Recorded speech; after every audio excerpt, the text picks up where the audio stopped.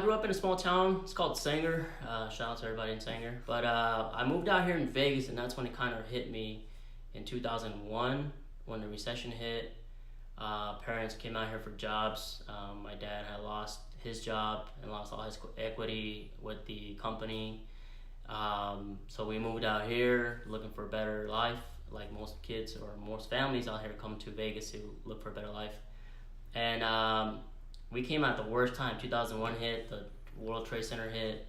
Both my parents couldn't find jobs for a long time. So we ended up moving to North Las Vegas, which is not the best environment per se. So we ended up growing in like pretty much bad neighborhoods.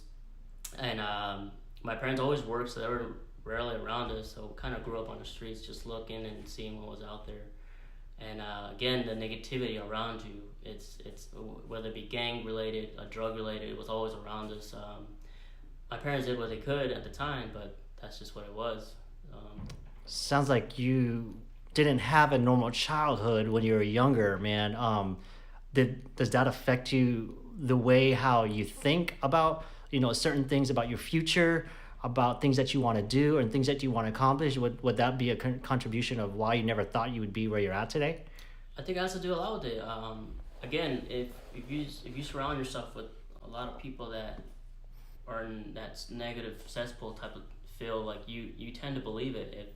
If you hang around with people that are just like, they believe in working a 9 to 5 and then having kids and then working for the rest of their life and that's just it, and then that becomes a norm to you. Like that's just their normal. Or seeing gang related activities where you had to be inside your house at a certain amount of time, 5 o'clock or 6 o'clock or 8 o'clock, or not to go around that alley because such and such hang around that time, then it becomes like a norm now. Like, okay, that person's gonna be around that time in that alley or that street, that corner, whatever it is, selling or doing things they're not necessarily supposed to be doing, and it becomes normal. It becomes a normal part of your life because you see it on a daily basis. How did fitness come into this? Because, coming up as a kid, it's kind of hard to focus on other things other than what's important to you.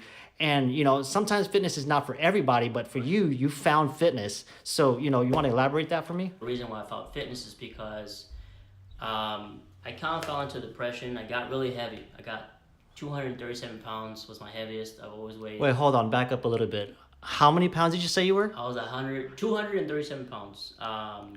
237 pounds. And 37 pounds. At what age were you? I was probably 20. I was working my way up to 237 pounds. I was 21, 22 is when I started 22 years old is when I hit my max weight. So wait, hold on. You worked up. So when you say you worked up 237 pounds, you were bulking to 237 pounds, No, or just pure emotional eating. Like it was, I didn't want to. It was, again, I had no plan. So at the time, I was going to school for AC Tech. The recession hit. The whole entire recession hit. I couldn't find a job. Again, it was emotional eating that caused me to kind of. I had a plan. It didn't work out, and then it failed again. So failure constantly kept coming to me. So I was like, what do I do now? So then, I didn't want to get out of bed. I didn't want to do anything. I had no drive to do anything. I was like, I just felt like nothing in my life was going the way I wanted it to go. And so depression kind of hit. I was always angry for no reason, just because I knew life wasn't really working out for me the way I wanted to. Plans weren't working out. And so I just started eating, and being Hispanic or Mexican, like in the mat, there's always food, so it was like constant eating, nonstop. Mother's cookings was always there to kind of like comfort me. Every plate I would eat, it was like two plates of everything. You're at the height of, the biggest weight that you ever weighed.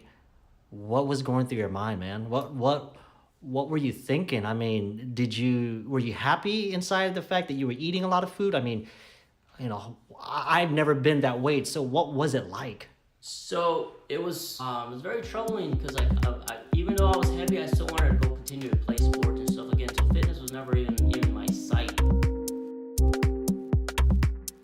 A lot of the times, the social life and certain luxuries that a lot of people that a lot of people do,